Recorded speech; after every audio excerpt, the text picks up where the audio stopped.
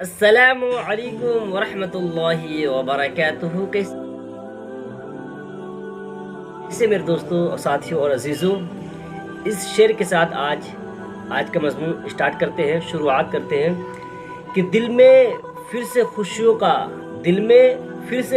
کا پیغام آ رہا ہے، دل میں پھر سے خوشیوں کا پیغام آ رہا ہے، مبارک ہو مومنوں پھر سے رمضان آ رہا ہے۔ چلیے آج میں آپ لوگوں کے سامنے رمضان کے مبارک مہینے کو لے کر کہ ہر ایک انسان رمضان میں ایک ترتیب بناتی ہے قرآن شریف پڑھنے کا، نماز پڑھنے کا۔ تو بہت سارے لوگ بے ترتیب پڑھتے ہیں، جب چاہے ٹائم ملے تو پڑھتے ہیں، نہیں ٹائم ملے تو نہیں پڑھتے ہیں، تو ایسے قرآن مکمل بھی نہیں ہو پاتا، اور ایک تو جو ہونا چاہیے جس طریقے سے پڑھنا چاہیے اس طریقے سے نہیں ہو پاتا۔ تو ہماری جتنی بھی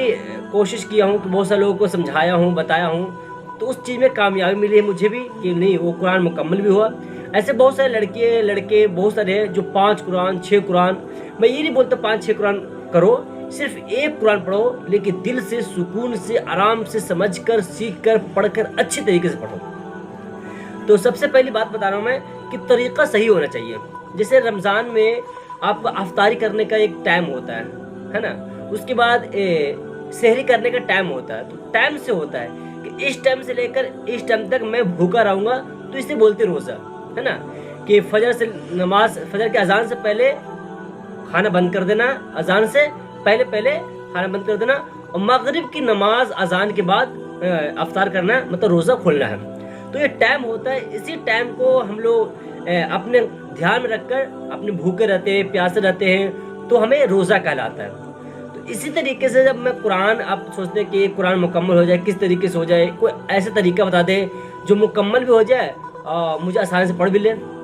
تو کوئی ایسا شخص نہیں ہوگا جو نماز نہیں پڑھتا ہوگا، ہر ایک شخص نماز پڑھتا ہوگا اور روزہ رکھتا ہی ہوگا۔ تو اگر کیسے 5 ٹائم نماز ہے، تو کوئی کہیں بزی رہتا ہوگا کام میں یا جاب میں یا پھر کہیں بھی بزی رہتا ہوگا، تو 2 ٹائم یا 3 ٹائم نماز ضرور پڑھتا ہوگا، فجر کی اور مغرب کی اور عشاء کی 3 ٹائم نماز ہر ایک انسان روزے دار ضرور پڑھتا ہوگا۔ ظہر اثر تھوڑا سا بیچ کے ٹائم ہو جاتا ہے، جو کام کرنے والے ان کے لیے، جو گھر پر رہتے ہیں یا گھر پر کوئی کام کرتے ہیں، لیکن پڑھنے والے کے لیے کہیں بھی ہو وہ پڑھ لیتے ہیں۔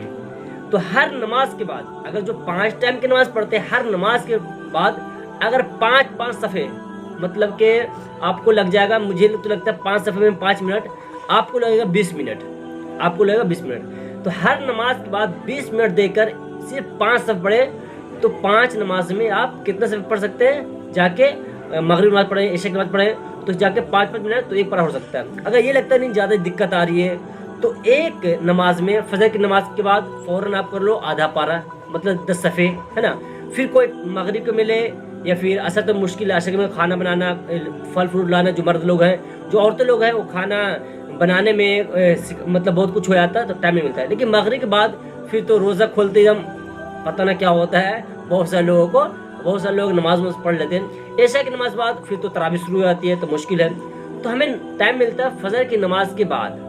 جو روزہ کھولتے سحری کرنے کے بعد نماز کی جو سحری کرنے کے بعد جو نماز کا جو ٹائم ہے نا، یہ بہت اچھا ٹائم ہوتا ہے۔ اس میں آپ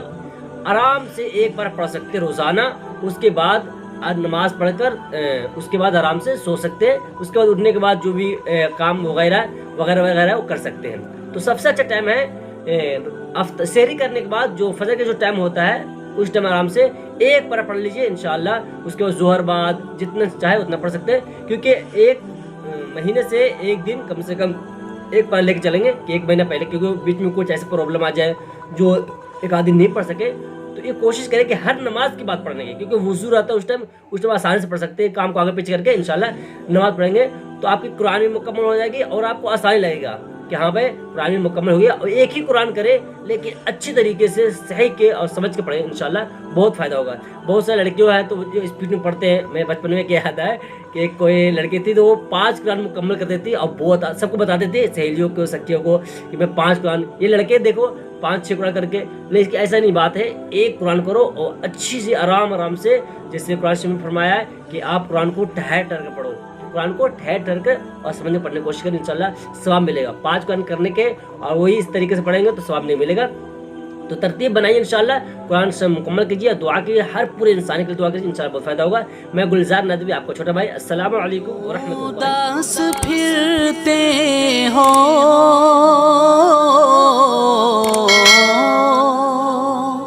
کیوں اداس پھرتے ہو، راحتیں بلاتی ہیں، آؤ اے مسلمانوں مسجدیں بلاتی ہیں۔